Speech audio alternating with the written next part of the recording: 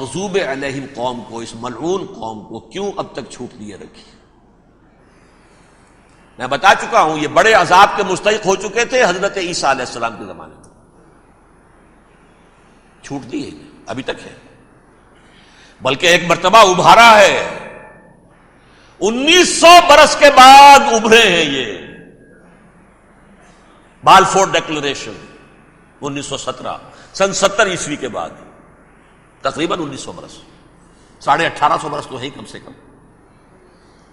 پھر creation of Israel 1948، 1967 extension of Israel, یروشلم پر قبضہ، یہ سارا جو ہے کیوں ہے؟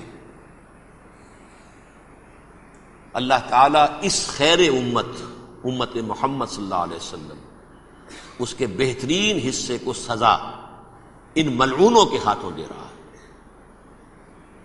کیوں؟ جو جرم انہوں نے کیا تھا وہی ہم نے کیا۔ انہوں نے اللہ کی کتاب کو پیٹھ کے پیچھے پھینکا، نبذ فریق من الذین اوتوا الکتاب کتاب اللہ وراء ظہورہم، ہم نے اپنی پیٹھوں کے پیچھے پھینکا کہ نہیں؟ کولونیل رول سے آزاد ہوئے، کہیں اسلامی قانون نافذ کیا، کہیں اسلامی نظام قائم کیا، تو جو جرم ان کا تھا وہی ہمارا ہے، اور ہم خیر امت ہیں، اور ہمارے میں سے خیر ترین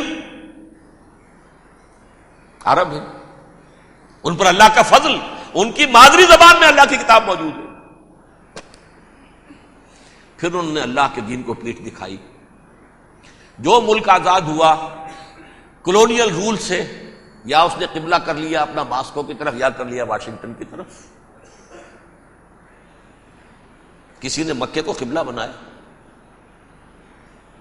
یہ بدترین سزا ہے۔ ویل للعرب من شر قد اقترب۔ اور ترمذی شریف میں تو یہاں تک روایت ہے، من اقتراب الساعۃ ہلاک العرب، قیامت کے قرب کی ایک نشانی یہ بھی ہوگی کہ عرب ہلاک ہو جائیں گے۔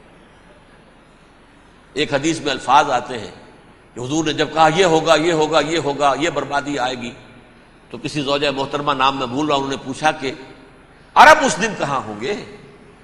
فرمایا العرب یومئذ قلیل، بہت کم ہوں گے۔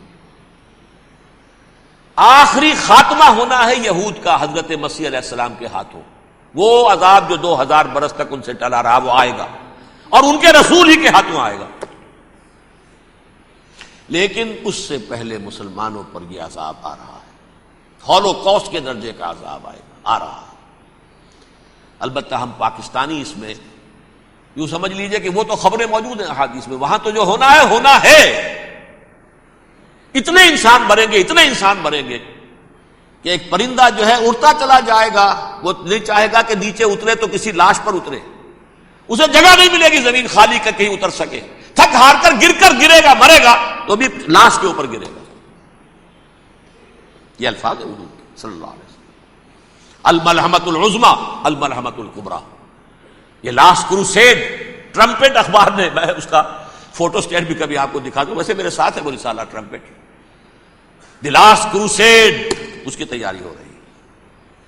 وہ الملحمۃ العظمی اور ملحمۃ الکبریٰ جو ہے وہ آنے والی ہے۔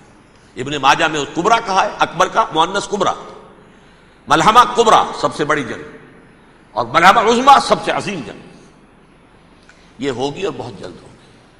اب آخری بات یہ عرض کر رہا ہوں، کریں کیا؟ کچھ کریں بھی کہ نہیں؟ پہلا کام تو یہ ہے کہ اصل زندگی آخرت کی زندگی ہے۔ دنیا میں تباہی بربادی آ بھی جائے، آخرت بچ جائے، پہلا کام یہ ہے کہ ہر شخص توبہ کرے، لیکن توبہ توبۃ نصوح، توبہ کی تسبیح نہیں، آیہ کریمہ کا ختم نہیں، لاکھ مرتبہ لا الہ الا انت سبحانک انی کنت، اس سے کچھ نہیں ہوتا۔ توبہ یہ ہے اپنی معاش کے اندر جھانکیے، اپنی معاشرت میں جھانکیے، جہاں جہاں اسلام کے خلاف کچھ نظر آئے پھینک دیجئے، نکال کر کاٹ دیجئے، بے پردگی ہے نکالیے، آپ کی کمائی میں کوئی حرام کا عنصر ہے ختم کیجئے، توبہ کیجئے، ابھی کیجئے، عملی توبہ.